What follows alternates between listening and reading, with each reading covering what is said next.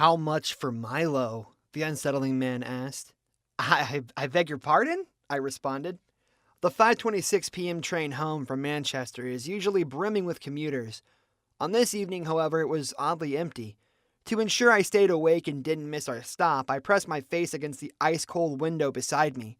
But when a voice disrupted the silent train carriage, I slowly peeled my frozen cheek from the glass pane and twisted to face the frightful figure sitting across the aisle from me. "How much for Milo?" the man repeated. He was wearing a black trench coat that encased his body from his neck to his feet. He also had an entirely unremarkable face, brown hair and brown eyes. There was nothing particularly frightening about him, and yet everything about him frightened me. He was the only other person in my section of the train, and that realization paralyzed me.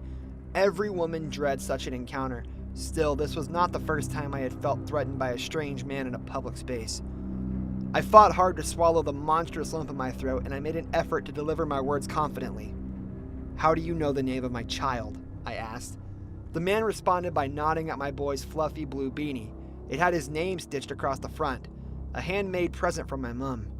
The explanation seemed rational, so my heart slowed a little, but the man's gaze still filled me with an overwhelming sense of impending doom. "Please leave me alone," I said, setting a firm boundary. I gazed down at the small bundle of joy in my lap.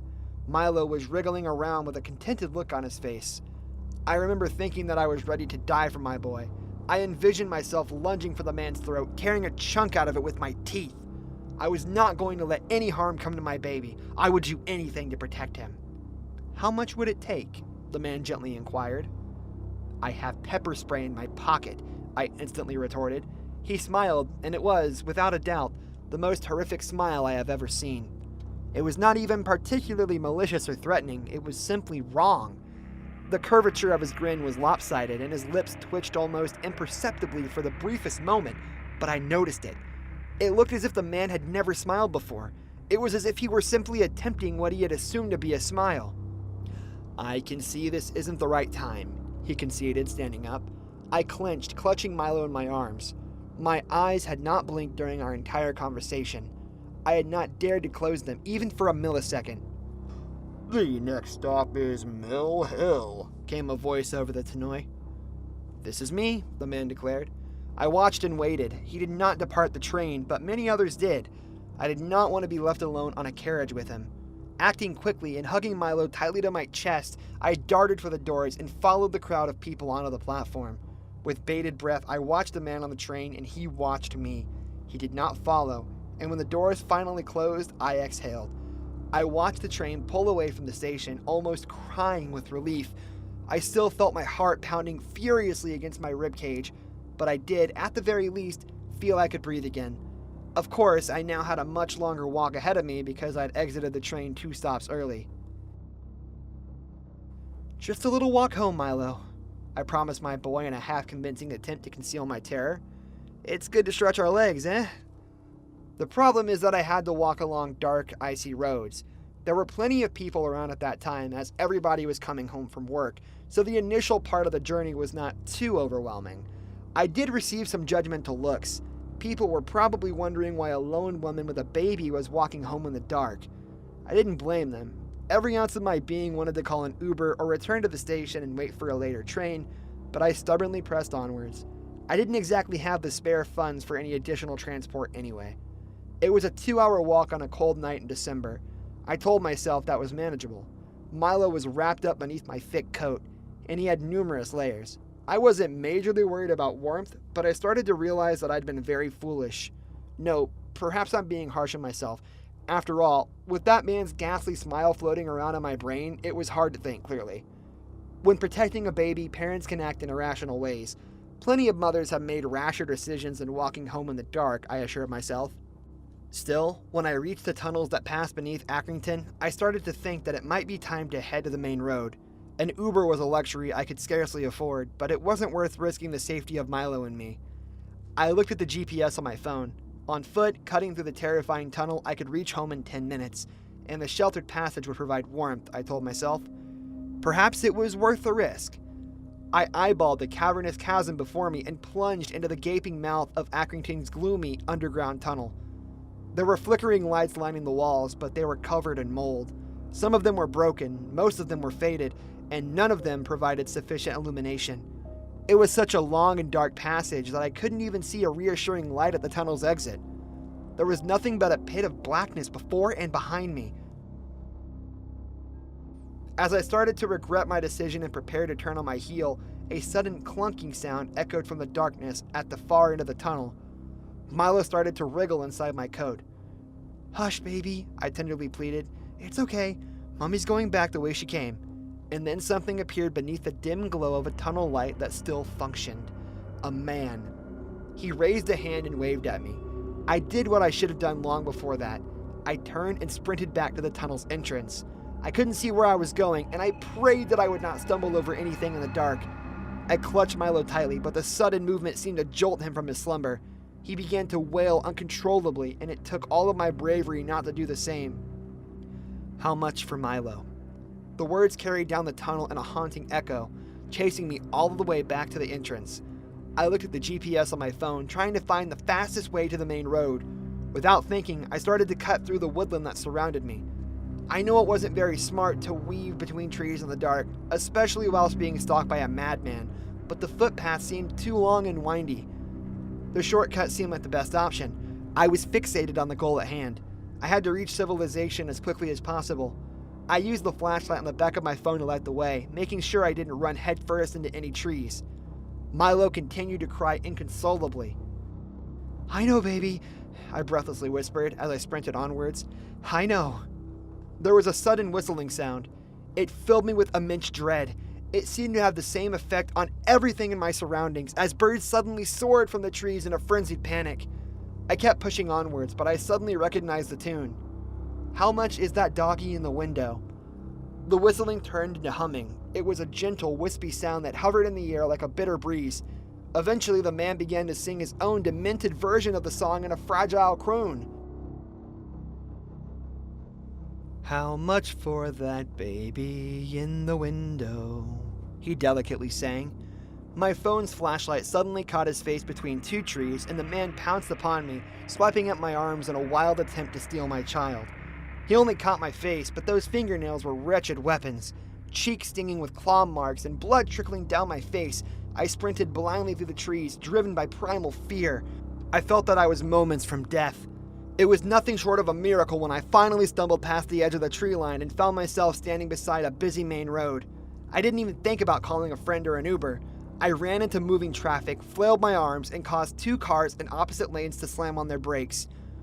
Obviously, the drivers were furious, but their anger quickly subsided when I explained my horrifying predicament. One of them proceeded to call 999, and he waited with me until a police vehicle arrived. The officers escorted Milo and me home. The police collected all of the information that I had on the stalker, but I had this horrible feeling that it would be a fruitless endeavor. I think he's still following me and biding his time. I was one of those kids you see walking around zoos or amusement parks wearing a leash. Those were already a thing 20 plus years ago, but less common, and were initially only tied around the wrist.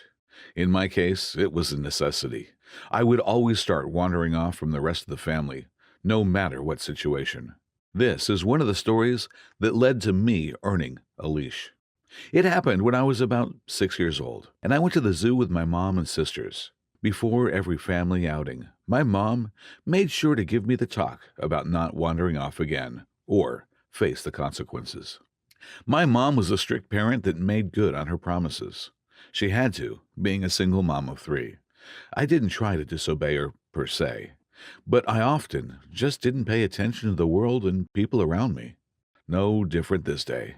I behaved and followed the group for a while, but then a butterfly garden caught my attention and I was off. When I finally realized I separated myself from my mom and sisters again, I panicked and started walking around the zoo looking for them, being afraid for my mom's reaction more than anything else. After a while, I somehow got it in my head that if I could just walk out, find our car and wait there, my family would eventually find me. So I did. I got lost within a couple of minutes walking around a strange neighborhood, looking for either our car or the way back to the zoo. Nothing looked familiar. I started crying, My mom was gonna be so mad. Then, this man came up to me, just normal looking, about 40 years old, asking me if I'm lost. I explained I lost my family when we were visiting the zoo, and I'm looking for the way back. I couldn't believe my luck when the man told me he had just come from the zoo and saw a family there standing near the entrance who were waiting for a little girl with blonde hair and a baseball cap. But I was still a few blocks away, so he proposed I walked with him to his car, and we could drive the rest of the way back. Just the mention of his car finally made me hesitant. I told him I wasn't allowed to get in a car with strangers. My mom would be so mad. He then said something like that was true, but I looked smart enough to know if I could trust someone. Don't remember the exact words, but something like it. Also, he added, he spoke to my parents earlier when they were looking for me, so he's not a complete stranger. That didn't seem right. I asked him if he really talked to my dad, who had died a year before, and when he said he did, I broke down crying uncontrollably. I still didn't understand the situation I was in. I was just really confused about everything and scared of how angry my mom was going to be after all this. Finally, my crying caught the attention of the security guard of the parking building we were standing next to, asking if there was something he could help me with. The guy stepped aside with the security guard and started explaining the situation, but made it vaguely sound like he was my father and we were looking for his wife. The security guard seemed to believe him, pointing us in the right direction towards the zoo. The man thanks the security guard and proceeds to take my hand and walk away. The security guard takes a last look at me and asks me, in a comforting, friendly, adult-to-child kind of way, why I'm still crying. I tell him that my dad is dead. He looks really confused for a few seconds and asks if this man is not my dad. I tell him again, no, my dad is dead. In a split second, his whole face and posture changes, and he turns to look at the guy, who's trying to explain he never actually said he was my dad, that the security guard must have misunderstood, and he was just helping me find my mom. The security guard said he appreciated the man's help, but he would take me off his hands now, and the guy immediately took off. I don't think there was much else the security guard could have done. I explained the whole situation, and after making a phone call, he walked me to the entrance of the zoo, which was just around the corner from the parking building. From there, we were brought to the security's office where my mom and sisters were already waiting. I feel extremely lucky for the security guard being at the right place at the right time that day, and very grateful for the extra second of time he took that could have made all the difference.